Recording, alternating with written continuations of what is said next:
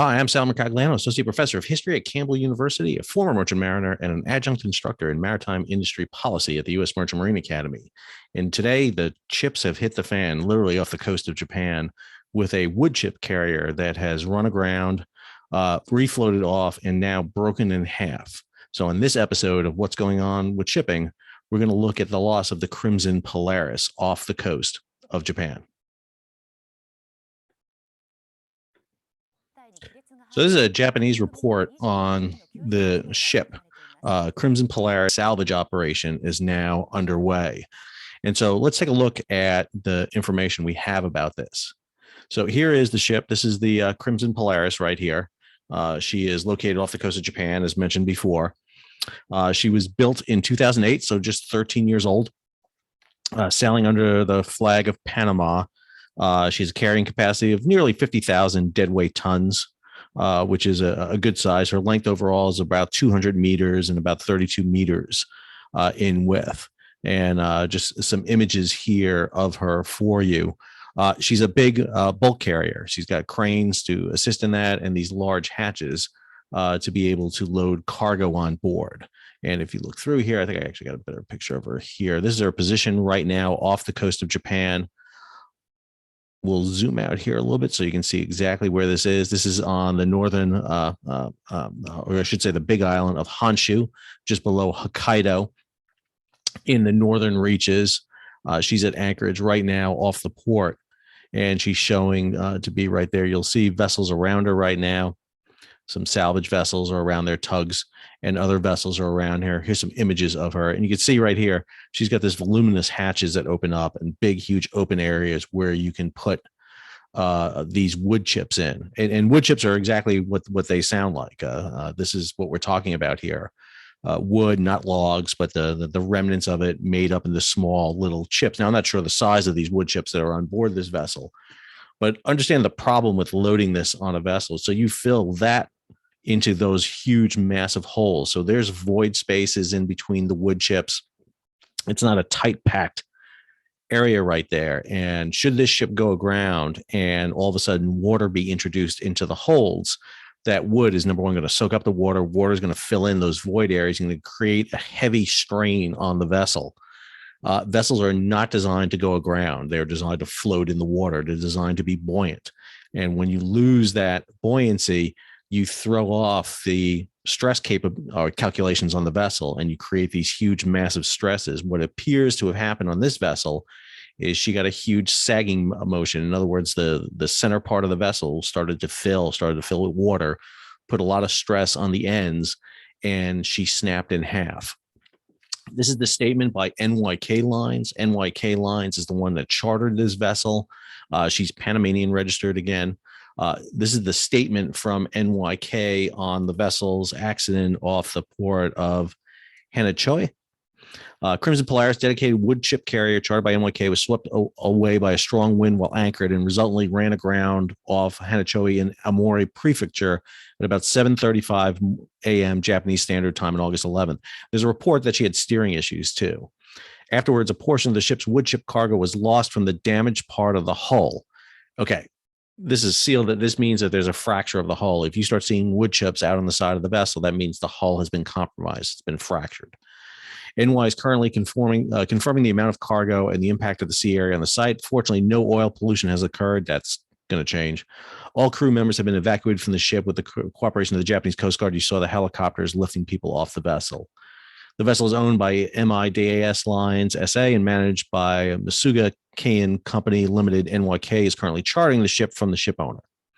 They've organized a crisis response team. And here's the information on a crew of 21 Chinese Filipino on board. Here's some image of her right now. So number one, you've seen the fact that she is fractured. She's broken right there along the hold. You have the forward hold, one hold, two hold, three hold. So between 3 and 4 hold is right there where she broke apart.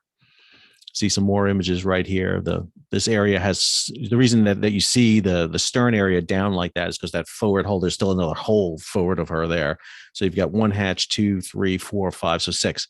The 6th hatch would have been right here. She flooded obviously in there, and that's where she broke off from. You can also see she's down by the bow here, but that would be normal because she's lost all the weight off the stern. And now her stern is sticking up. I think I got another picture here. Yeah, here's the image right here.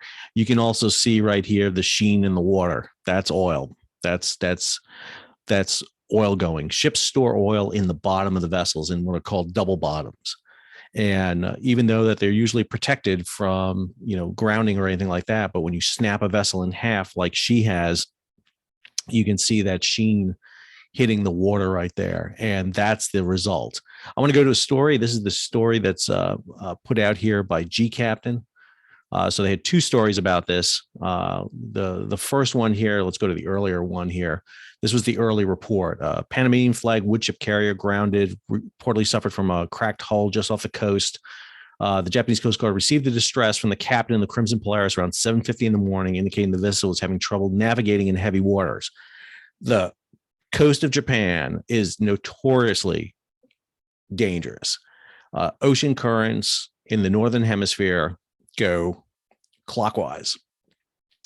And so water goes along the equator and then up along the Asian coast. And you get these huge, massive waters. If you follow the Olympics, for example, the Olympics in Tokyo had some great surfing. Why? Because they had a massive typhoon come through the area just north of Tokyo. This is the area, there's a track line where you see these big, huge storms come in, but currents just wash up on this area.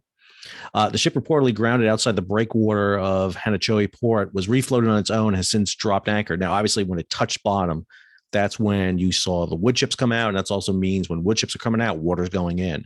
And you're putting huge amounts of weight in the center part of that vessel, causing the center section of the vessel to go deeper in the water. The ends come up.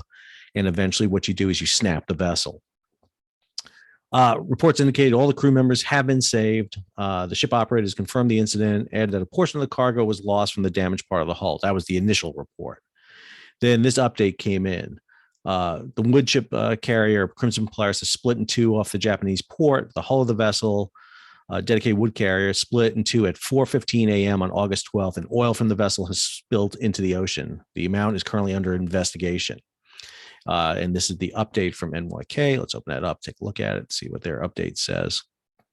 This is their second update right here, where they talk about this split happening, and oil has been split. So basically, they just regurgitate what NYK said. They're putting that crisis team together, and they're looking into it.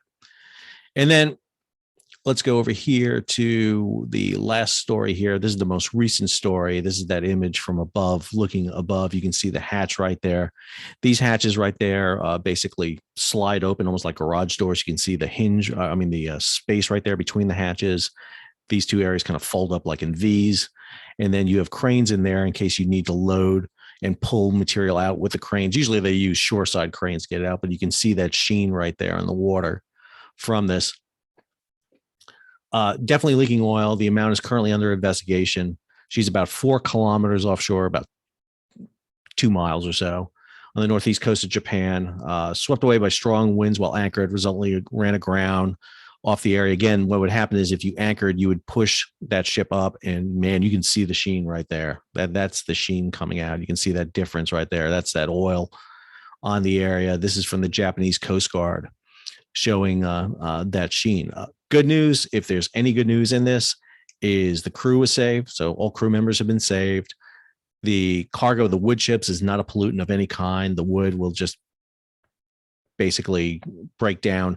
They may be able to salvage that bow. That bow looks like it's pretty well intact right now. So they may be able to tow that in and pull it into shore, into port.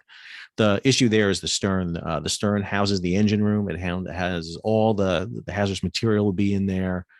And so that's really going to be the big issue. They've got this crisis management team in process looking at it. Necessary support to the ship ownership management company. We hope the situation will be brought to a safely and timely conclusion. Yes, they do, because they don't want a disaster on their hands. Good thing about the diesel fuel used by most of these vessels now is it's pretty light. It'll evaporate.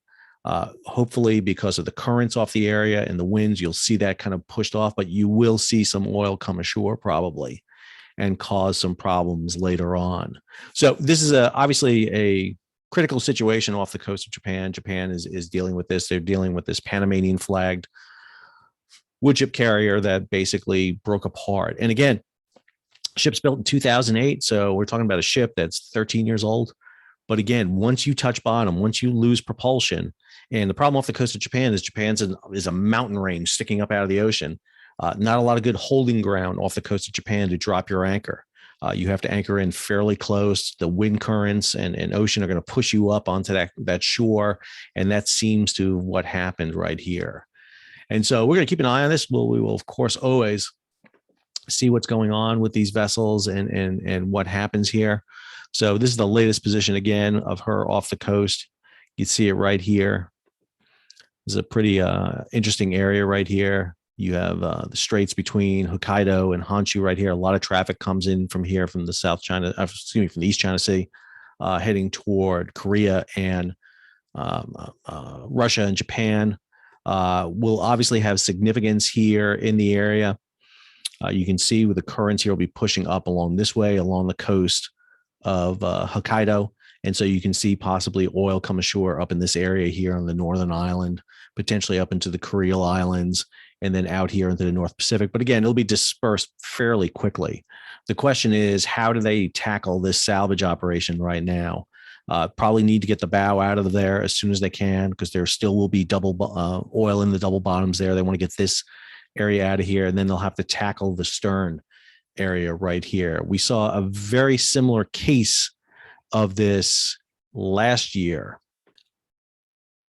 On 25 July of 2020, the Wakashio ran aground off of Mauritius in the Indian Ocean. She's a bulk carrier. She was empty at the time, but you can see a very similar break occurred with the Wakashio just forward of her house. She ran aground, flooded part of her compartment. She was empty, heading back toward South America to load. When she came apart right there, you can see the damage. She literally split apart right there. And she has suffered a catastrophic loss. She had a huge amount of pollutants dump into the water. If you've ever been to Mauritius or seen Mauritius, which is a beautiful island in the Indian Ocean, absolutely pristine, just beautiful. And they resulted in this massive kind of spill right here. You can see the oil coming out of her right there. And this is heavier fuel oil coming out of Wakashio, heading onto the shore there. So they want to prevent this from happening on the Japanese coast that happened off the coast of Mauritius. And the Mauritius is a classic failure of operations. It is a textbook example of what not to do. So hopefully the Japanese will take some lessons from this and prevent what is happening right now with the Crimson Polaris from repeating itself from the Wakashio from last year. I hope you enjoyed the video. I know you didn't enjoy the topic, but I hope you enjoyed the video. If you did, please subscribe to the channel, hit the bell so you'll be alerted about new videos when they come out. Give it a thumbs up, share it across social media, and let more people know about the channel, what's going on with shipping. Until our next story or disaster, unfortunately, they seem to come quite frequent. This is Sal Mercagliano signing off.